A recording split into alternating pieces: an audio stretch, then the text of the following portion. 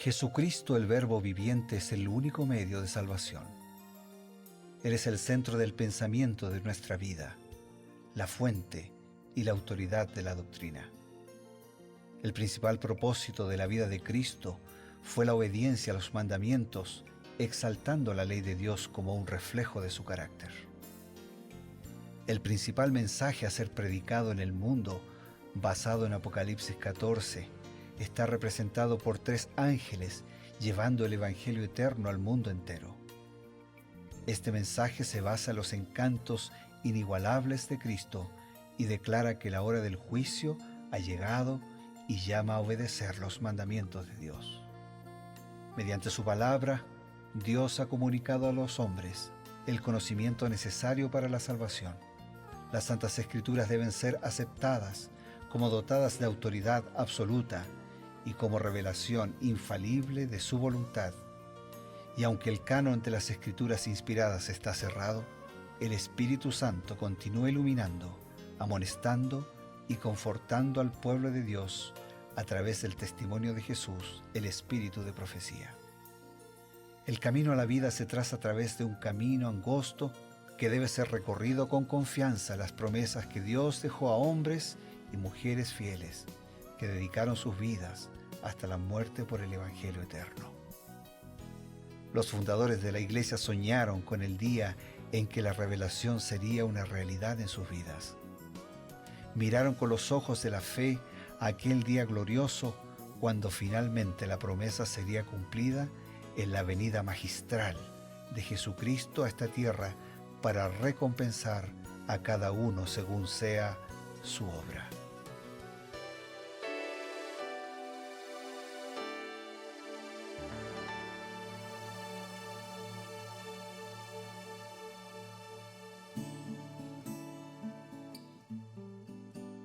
Es una alegría encontrarnos una vez más a través de la señal de Nuevo Tiempo, su canal de esperanza. El canal de esperanza, Nuevo Tiempo, viene a través de 3 medios: la radio, la televisión y el internet.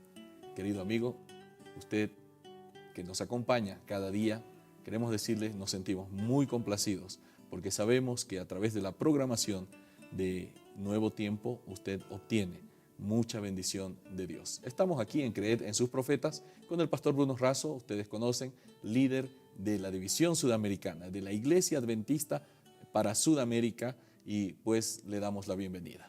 Muchas gracias, Pastor Eber. Un gusto compartir con el Pastor Eber Piñeiro, rector de la Universidad Adventista de Bolivia.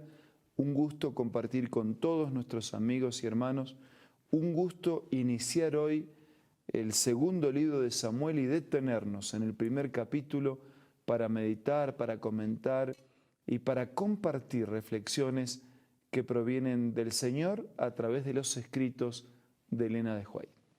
Ayer habíamos visto, pastor, la muerte de Saúl y tristemente de su hijo Jonatán.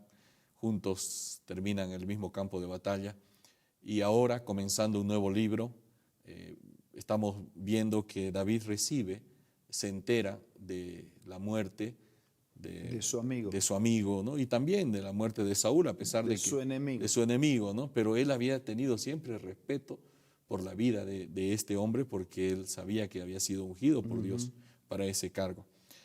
Llama la atención de una cosa. David ordena la muerte del hombre que trajo el anuncio de la muerte de Saúl y de Jonatán. ¿Por qué es esto? Elena de White lo cuenta así en Patriarcas y Profetas. Pasada la primera impresión de las terribles noticias, los pensamientos de David se volvieron al heraldo extranjero y al crimen del que era culpable según su propia declaración. El jefe preguntó al joven: ¿de dónde eres tú? Soy hijo de un extranjero amalecita, respondió él. ¿Cómo no tuviste temor de extender tu mano para matar al ungido de Jehová? 2 veces había tenido David a Saúl en su poder, pero cuando se le exhortó a que le diera muerte, se negó a levantar la mano contra el que había sido consagrado por orden de Dios para gobernar a Israel. No obstante, el amalecita no temía jactarse de haber dado muerte al rey de Israel. Se había acusado a sí mismo de un crimen digno de muerte y la pena se ejecutó enseguida. David dijo: tu sangre sea sobre tu cabeza, pues tu misma boca atestiguó contra ti al decir: yo maté al ungido de Jehová. O sea, David tuvo oportunidad de matarlo y no lo mató. Pero ahora este hombre se jactaba de haber matado al que había sido ungido, separado por Dios. Y la verdad es que no le quedó otra que la misma muerte para él. Nosotros sembramos muerte, destrucción, dolor, enfermedad y muerte para nosotros cuando desistimos del plan de Dios, cuando nos oponemos al plan de Dios, nos termina pasando en vida, ¿no? Tal vez no físicamente, y en algún momento puede hasta físicamente también, pero en vida nos termina pasando lo que le pasó a este amalecita, que pagó con su propia vida caramente el pecado de haber ido contra Dios mismo en la muerte de los hijos de Dios, ¿no? Del ungido de Dios. Y recordamos que Saúl, estando herido, le dice a este hombre, ¿no? Traspásame con tu espada. Él pudo haber dicho: está herido y necesita atención, ¿no? Lo que llamaríamos primeros auxilios. Y en vez de eso, justificándose, un agonizante, un enfermo dice: de una vez, no, denme muerte, porque claro, está pensando que no hay más solución, pero Dios es el único dueño de la vida. Y este hombre pudo haber dicho: no me corresponde a mí. Y quién sabe, la historia hubiera sido diferente.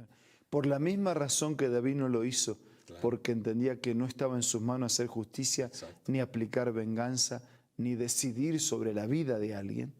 Por la misma razón, el amalecita debería no haberlo hecho, pero él se puso en lugar de Dios. Claro, ahí está el detalle, ¿no? Tal vez para nuestros amigos que no entienden este episodio. A pesar de que Saúl en su vida había perseguido, podríamos decir, implacablemente a David, David sentía un profundo aprecio por Saúl y mucho más por Jonatán. ¿Cómo nos amplía Elena White esta forma de ver la vida, esta reacción de David, que llora no solamente por Jonatán, su amigo, sino también por el propio rey Saúl? En Patriarcas y Profetas, Elena de White continúa hablando de este tema y lo hace de esta manera. El dolor de David por la muerte de Saúl era sincero y profundo y revelaba la generosidad de una naturaleza noble. No se alegró de la caída de su enemigo. El obstáculo que había impedido su ascensión al trono de Israel había sido eliminado. No se regocijó por ello. La muerte había borrado por completo todo recuerdo de la desconfianza y crueldad de Saúl y de su historia. David recordaba solo lo que era regio y noble.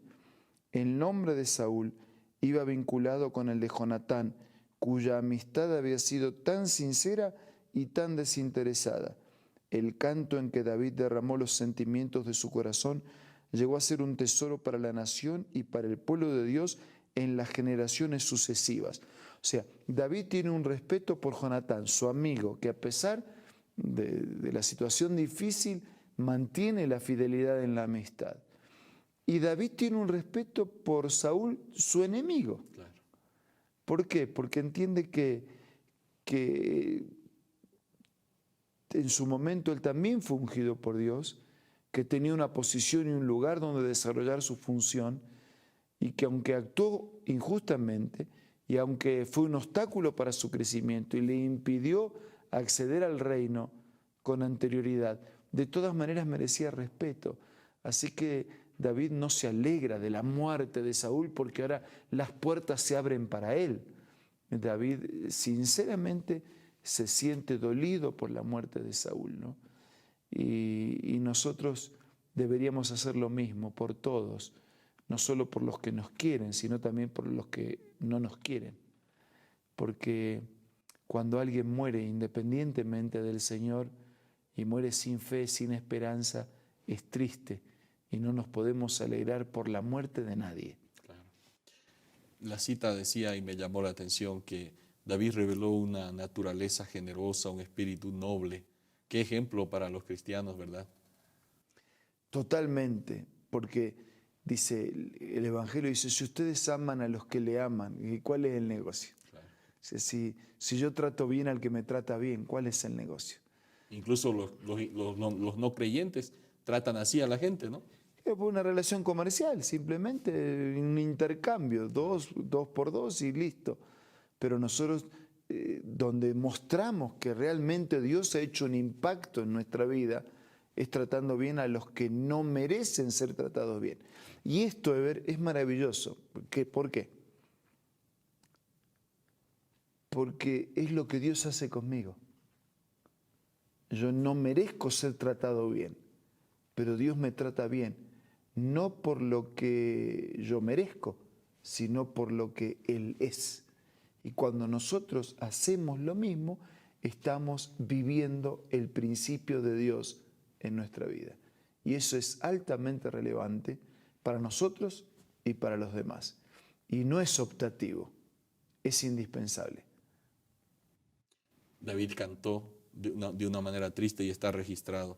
Él compuso un salmo como expresión de su dolor por su amigo caído en la batalla, ¿no?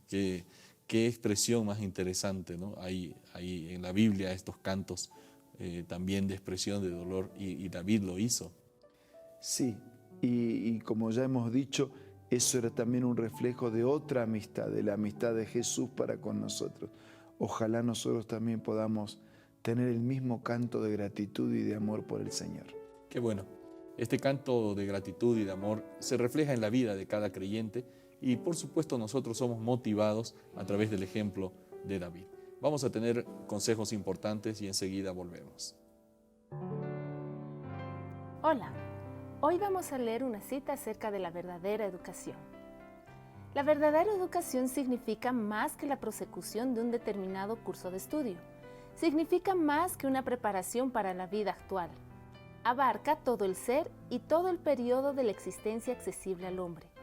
Es el desarrollo armonioso de las facultades físicas, mentales y espirituales. Prepara al estudiante para el gozo de servir en este mundo y para un gozo superior proporcionado por un servicio más amplio en el mundo venidero.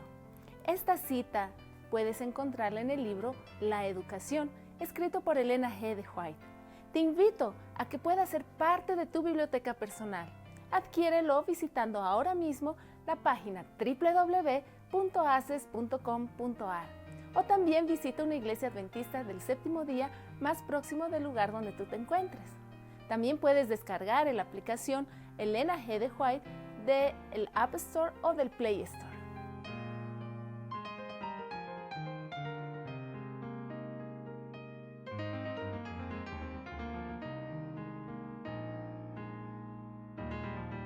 Qué bueno que continúen con nosotros, apreciados amigos. Tenemos el momento justo para recibir una invitación, una apelación a nuestra vida y pedir la bendición del Creador. La Biblia es clara al decir que el que dice que ama a Dios tiene que amar al prójimo. Y si no amamos al prójimo, a quien vemos, no es verdad que amamos a Dios a quien no vemos. Y prójimo es próximo, es todo. El que me trata bien, el que me trata mal, el que merece, el que no merece. Así que vivamos el principio bíblico de amar a Dios por sobre todas las cosas y a nuestro prójimo, sea quien sea, como uno mismo. Ahora vamos a orar. Querido Dios, ayúdanos a aprender de Saúl, de David, de sus victorias y también de sus errores. Ayúdanos a amarte con todas nuestras fuerzas y ayúdanos a amar a nuestro prójimo como a nosotros mismos. Quédate con todos nuestros amigos y hermanos. Oramos agradecidos en el nombre de Jesús. Amén. Amén. Esto ha sido Creed en sus profetas, nuestro reencuentro el día de mañana a través de Nuevo Tiempo. Nos vemos, amigos.